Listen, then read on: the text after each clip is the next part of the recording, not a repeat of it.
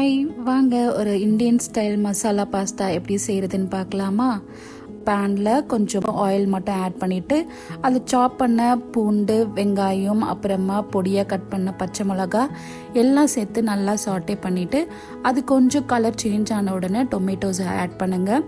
அதுக்கப்புறம் என்கிட்ட இருந்த வெஜிடபிள்ஸ் கேரட், பீன்ஸ், கேப்சிகம்ஸை ஆட் பண்ணி அதையும் வதக்கிட்டு கூட கொஞ்சம் சோயா சாஸ், சில்லி சாஸ், அப்புறம் ஒரு க்ரீன் சில்லி சாஸ் எல்லாமே ஆட் பண்ணி நீங்கள் நல்லா மிக்ஸ் பண்ணிவிட்டு கொஞ்சம் chilli powder, garam masala powder, pinch of மஞ்சள் தூள், தனியாத்தூள் எல்லாமே சேர்த்து நல்லா வதக்கிட்டு அது நல்லா ஒரு சாஸியாக வரத்துக்காக நம்ம வேக வச்ச பாஸ்தா தண்ணியை ஆட் பண்ணிவிட்டு நல்லா அது ஒரு பாயிலிங் கன்சிஸ்டன்சி வந்த உடனே லாஸ்ட்டாக கட் பண்ணி வச்சுருக்க கேபேஜை சேர்க்கும் போது அது கொஞ்சம் க்ரன்ச்சியாக சாப்பிட்ற நல்லாயிருக்கும்.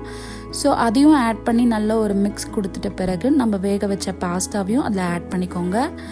ஆட் பண்ணி நல்லா அது மசாலாவும் பாஸ்தாவும் ஒன்றா கம்பைன் ஆன உடனே நீங்கள் அதில் ஆஃப் பண்ணிவிட்டு மேலே வேணும்னா நீங்கள் கொஞ்சம் சீஸ், நீங்கள் உங்ககிட்ட என்ன சீஸ் இருக்கோ அந்த சீஸை நீங்கள் சேர்த்து ஒரு மிக்ஸ் கொடுத்துட்டு லாஸ்ட்டாக இறக்கி சர்வ் பண்ணும் போதும் மேலே சீஸ் போட்டு நீங்கள் சர்வ் பண்ணிங்கன்னா சூப்பரான மசாலா பாஸ்தா ரெடி.